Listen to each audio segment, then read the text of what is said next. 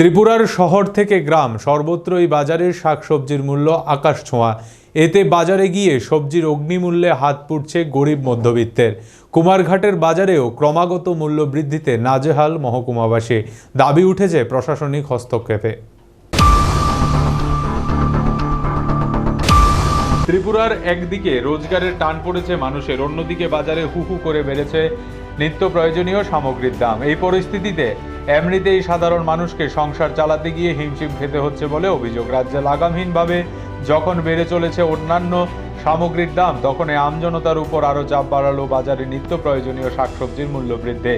ঊনকোটি জেলার কুমারঘাট মহকুমাতেও শাকসবজির অগ্নিমূল্য রীতিমতো আবিশ্বাস উঠেছে, বিশেষ করে দরিদ্র থেকে মধ্যবিত্ত শ্রেণীর মানুষের মধ্যে। বিগত এক মাস ধরে বাজারে হু হু করে বাড়ছে আনাজের মূল্য। কুমারঘাট মহকুমার পাবিয়াছড়া বাজারে আসা ক্রেতা জানালেন, সাধারণ মানুষের নাগালের বাইরে চলে যাচ্ছে শাকসবজির দাম। এই পরিস্থিতিতে সংসার চালাতে গিয়ে হিমশিম খেতে হচ্ছে মানুষকে। লাগামহীন মূল্য বৃদ্ধিতে নিজেদের প্রয়োজন মতো জিনিস কিনতে পারছেন না সাধারণ মানুষ। বাজারে আসা আরও এক বিক্রেতা জানিয়েছেন, বাজারে এই মূল্য বৃদ্ধি নিয়ন্ত্রণে অবিলম্বে প্রশাসনের হস্তক্ষেপ করা প্রয়োজন।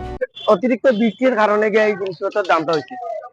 ফসল আগের মতো ফলন হইতেছে না এবং কৃষকরা সেইভাবে শ্রম করতেছে না।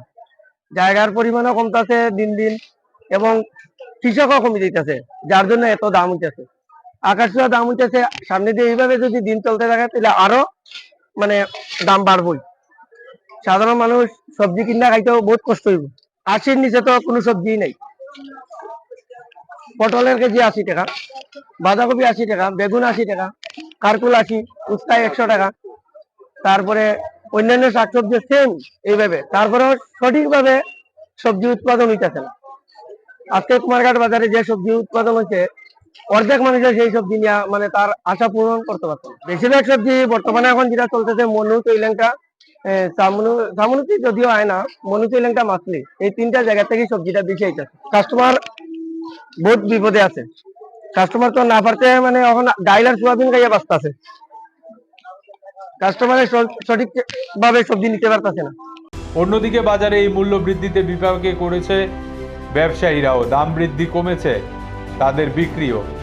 কুমারঘাট বাজারে এক সবজি বিক্রেতা জানিয়েছেন, বিগত বন্যা পরিস্থিতিতে নষ্ট হয়েছে মাঠের ফসল, ফলে স্থানীয় বাজারের চাহিদার চেয়ে কমেছে যোগান। স্বাভাবিকভাবেই বাইরে থেকে চড়া দামে সবজি ঢুকছে বাজারে, আর তাতেই বাড়ছে মূল্য। অধিকাংশ সবজি দরবাজারের প্রতি কিলো বিক্রি হচ্ছে 80 থেকে 100 টাকায়। তিনি জানান, বর্তমান সময়ে স্থানীয় কৃষকরাও মুখ ফিরিয়ে নিচ্ছেন চাষাবাদ থেকে। বাজারে এই মূল্য বৃদ্ধি চলতে থাকলে আগামী কিছুদিনে তা আরও দ্বিগুণ হবে বলে আশঙ্কা ব্যক্ত করছেন ওই বিক্রেতা। কুমারঘাট প্রতিনিধির রিপোর্ট, এশিয়ান টাইমস।